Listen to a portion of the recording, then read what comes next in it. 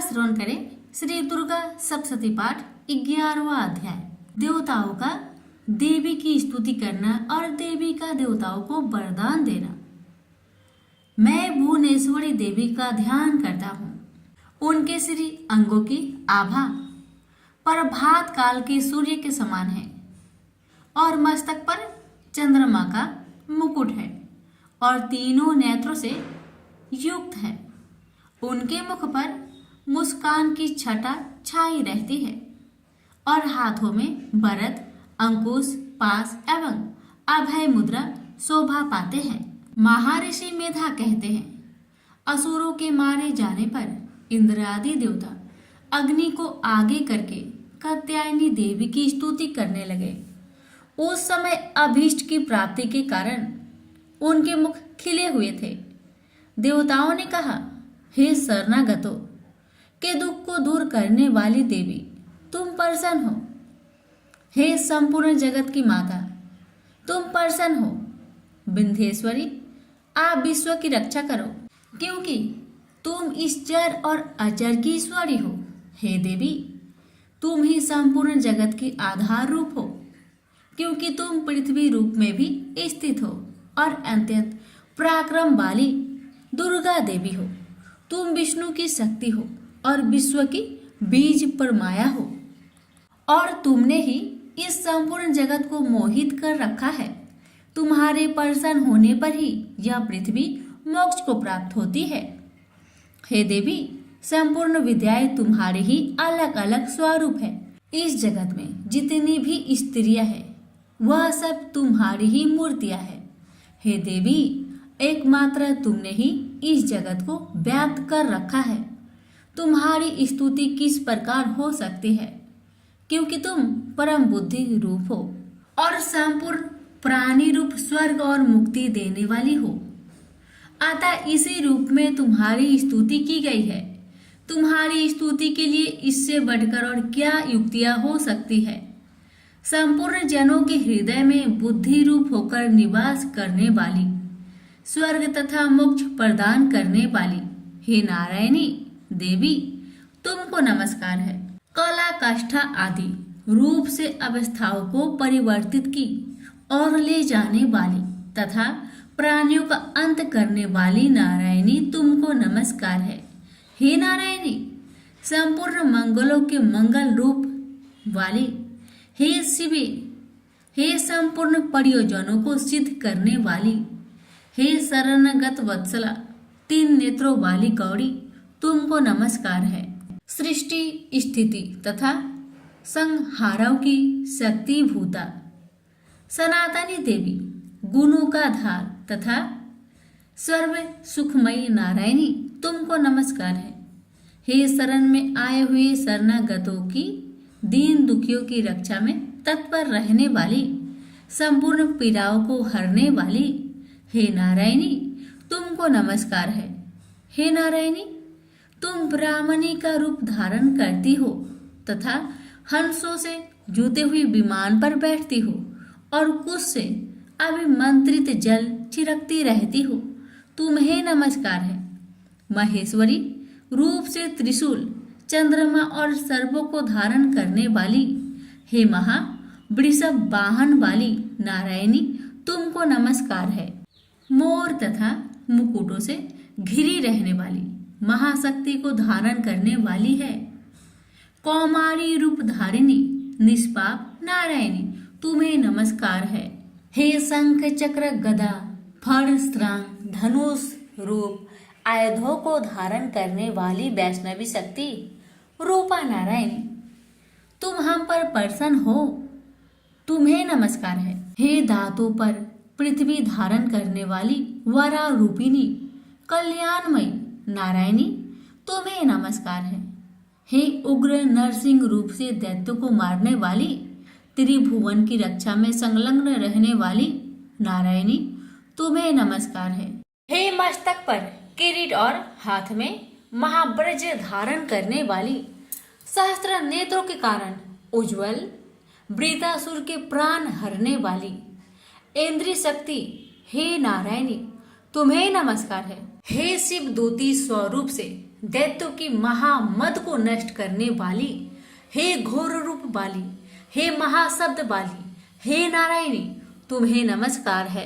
दाढ़ों के कारण भयंकर, विकराल या डरावने मुख वाली, मुंडमाला से विभूषित, मुंड मर्दनी, चामुंडा रूपा नारायणी, तुम्हें नमस्कार है।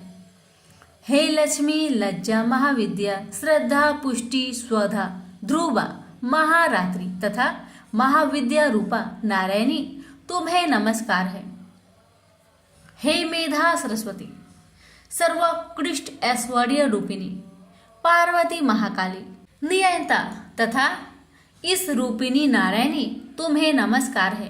हे सर्वस्वरूप सर्वेश्वरी, सर्वशक्ति युक्त देवी, हमारी भय से रक्षा करो, तुम्हें नमस्कार है। हे कात्यायनी, तीनों नेत्रों से भूषित यह तेरा सौम्य मुख सब तरह के डरों से हमारी रक्षा करे, तुम्हें नमस्कार है। हे भद्रकाली, ज्वालाओं के समान भयंकर, अति उग्र एवं संपूर्ण असुरों को नष्ट करने वाला तुम्हारा त्रिशूल हमें भयों से बचाए, तुमको नमस्कार है। हे देवी, जो अपने सत से इस जगत को पूरित करके दैत्यों के तेज को नष्ट करता है, वह आपका घंटा इस प्रकार हमारी रक्षा करे जैसे कि माता अपने पुत्रों की रक्षा करती है। हे चंडिके, असुरों के रक्त और चर्बी से चर्चित जो आपकी तलवार है वह हमारा मंगल करे, हम आपको नमस्कार करते हैं। हे देवी, प्रसन्न हो, क्योंकि तुम जब प्रसन्न होती हो तो संपूर्ण रोगों को नष्ट कर देती हो, और जब रुष्ट हो जाती हो तो संपूर्ण वांछित कामनाओं को नष्ट कर देती हो। और जो मनुष्य तुम्हारी शरण में आते हैं उन पर कभी विपत्ति नहीं आती, बल्कि तुम्हारी शरण में गए हुए मनुष्य दूसरों को आश्रय देने योग्य हो जाते हैं। अनेक रूपों से बहुत प्रकार की मूर्तियों को धारण कर इन धर्मद्रोही असुरों का तुमने संहार किया है, वह तुम्हारा सिवा कौन कर सकता था। चतुर्दश विद्याएं, षष्ठ शास्त्र और चारों वेद तुम्हारे ही प्रकाश से प्रकाशित है, उनमें तुम्हारा ही वर्ण है। और जहाँ राक्षस, विषैले सर्प, शत्रुघ्न है, वहाँ और समुद्र के बीच में भी तुम साथ रहकर इस विश्व की रक्षा करती हो। हे विश्वसरी देवी, तुम विश्व का पालन करने वाली विश्वरूपा हो, इसलिए संपूर्ण जगत को धारण करती हो, इसलिए ब्रह्मा विष्णु महेश की भी वंदनीय हो। जो भक्ति पूर्वक तुम्हें नमस्कार करते हैं वह विश्व को आश्रय देने वाले बन जाते हैं। हे देवी, तुम प्रसन्न हो और असुरों को मारकर जिस प्रकार हमारी रक्षा की है, ऐसे ही हमारे शत्रुओं से सदा हमारी रक्षा करती रहो। संपूर्ण जगत के पाप नष्ट कर दो और पापों तथा उनके फल स्वरूप होने वाली महामारी आदि बड़े दो उपद्रव को शीघ्र ही दूर कर दो। विश्व की पीड़ा को हरने वाली शरण में पड़े हुए पर प्रसन्न हो। त्रिलोकी निवासियों की पूजनीय परमेश्वरी, हम लोगों को वरदान दो। महर्षि मेधा कहते हैं, इस प्रकार देवताओं की भक्ति पूर्वक स्तुति उपरांत देवी ने कहा, हे देवताओं, मैं तुमको वर देने को तैयार हूँ। आपकी जैसी इच्छा हो वैसा वर मांग लो, मैं तुमको वर दूंगी। देवताओं ने कहा, हे सर्वस्वरी, त्रिलोकी के निवासियों की समस्त पीड़ाओं को तुम इसी प्रकार हरती रहो और हमारे शत्रुओं को इसी प्रकार नष्ट करती रहो। देवी ने कहा, वैवस्वतः मनवंतर के 28वें युग में 2 और महासुर शुभ और निशुभ उत्पन्न होंगे। उस समय में नंद गोप के घर में यशोदा के गर्भ से उत्पन्न होकर विंध्याचल पर्वत पर शुभ और निशुभ का संहार करूंगी और फिर अत्यंत भयंकर रूप से पृथ्वी पर अवतीर्ण होकर मैं अपरिचित नामक दानों का नाश करूंगी। उन भयंकर महाअसुरों को भक्षण करते समय मेरे दांत अनार पुष्प के समान लाल होंगे। इसके पश्चात स्वर्ग में देवता और पृथ्वी पर मनुष्य मेरी स्तुति करते हुए मुझे रक्त दंतिका कहेंगे। फिर जब 100 वर्ष तक वर्षा न होगी तो मैं ऋषियों की स्तुति करने पर अयोनिज नाम से प्रकट होंगी और अपने 100 नेत्रों से ऋषियों की ओर देखूंगी। अतः मनुष्य सक्ताची नाम से मेरा कीर्तन करेंगे। उसी समय मैं अपने शरीर से उत्पन्न हुए प्राणों की रक्षा करने वाले शाकों द्वारा सब प्राणियों का पालन करूंगी और तब इस पृथ्वी पर शाकंभरी के नाम से विख्यात होंगी और इसी अवतार में मैं दुर्गा नामक महाअसुर का वध करूंगी और इससे मैं दुर्गा देवी के नाम से परिचित होंगी। इसके पश्चात जब मैं भयानक रूप धारण करके हिमालय निवासी ऋषियों महाऋषियों की रक्षा करूंगी तब भीमा देवी के नाम से मेरी ख्याति होगी और जब फिर अरुण नामक असुर तीनों लोगों को पीड़ित करेगा तब मैं असंख्य भ्रमरों का रूप धारण कर उस महादैत्य का वध करूंगी। तब स्वर्ग में देवता और मृत्यु लोक में मनुष्य मेरी स्तुति करते हुए मुझे ब्राह्मणी नाम से पुकारेंगे।